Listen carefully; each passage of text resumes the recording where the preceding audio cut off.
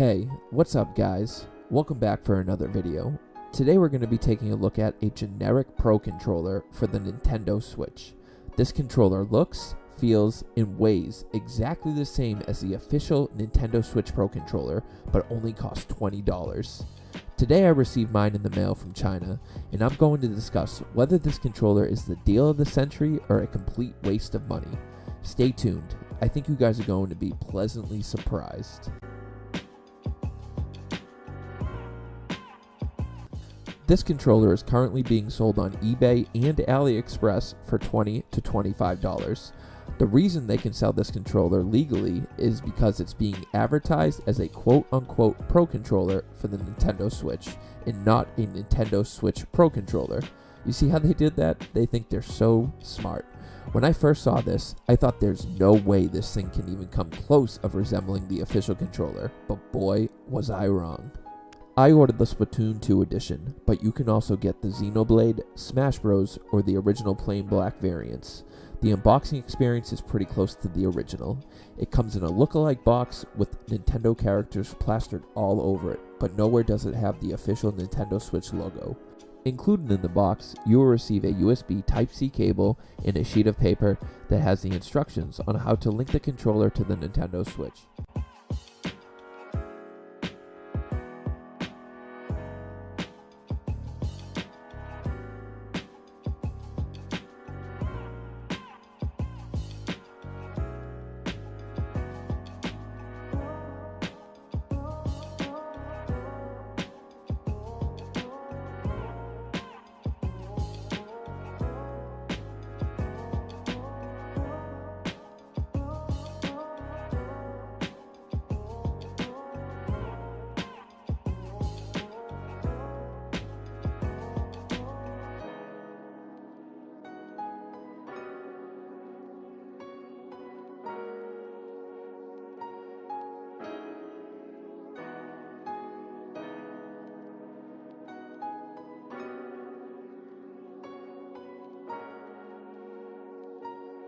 The Nintendo Switch logo is also missing from the controller itself. Everything is identical besides this. Before originally buying this controller, I did some research and found out these controllers use many of the same parts as the original, such as the same buttons, joysticks, outer shell, and battery. The only major things they changed is the main board and the removal of the logos. I can confirm this is indeed true. The way the buttons, triggers, and analog sticks feel is shockingly close. Obviously, with the controller only being $20 instead of $70, it does come with its cutbacks. These controllers do support a vibration feature, but it is surely not Nintendo's amazing HD rumble. The rumble in these controllers resembles more like the PS4 and the Xbox One. Also, NFC support for amiibos is non-existent, even with the claims on the outside box saying it's included. I tried multiple amiibo in multiple games and couldn't get it to work.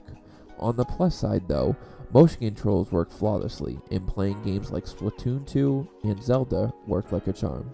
Now let's say you already own an official Nintendo Pro controller and you're just in the market to buy an extra cheap controller for Player 2 or a backup. This controller is still an amazing option. When comparing it to other controllers with a similar price range, it leaves you with options like the Power A controller. The Power A controller is a third-party controller that's sold everywhere, like GameStop and Best Buy. Nintendo even sells them in their own stores. It has a wannabe Pro controller type look, but is extremely light, it feels cheap, and it's wired. You can buy a wireless version, but then the price goes up to about $40 to $50. The Power A controller is the current gold standard for generic Nintendo Switch Pro controllers. When comparing the Power A controller to the generic Pro controller in this video, it doesn't even come close.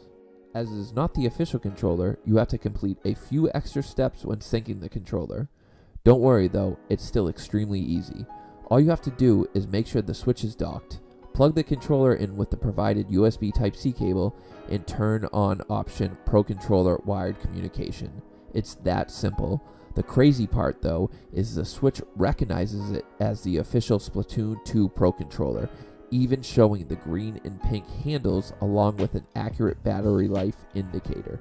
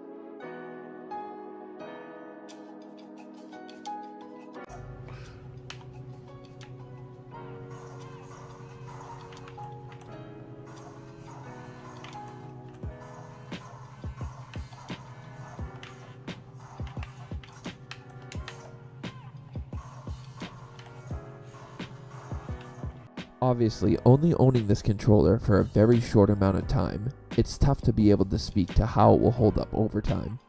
I have already used it for about 20 hours or so. Cheap and poorly made controllers usually struggle when it comes to intense and/or complex games that require multiple button presses. Buttons may stick, or you may experience some sort of latency where a button press is not immediately registered on the screen. I stress tested this controller with a 4-hour gameplay session of Fortnite, and not once did I experience any type of mishaps. After using the official Pro controller for over a year and knowing exactly how it feels, I almost forgot I wasn't using it. So in conclusion, would I recommend this controller? Absolutely. It's the perfect option for someone on a budget not looking to spend $70 or just someone looking for an extra great controller.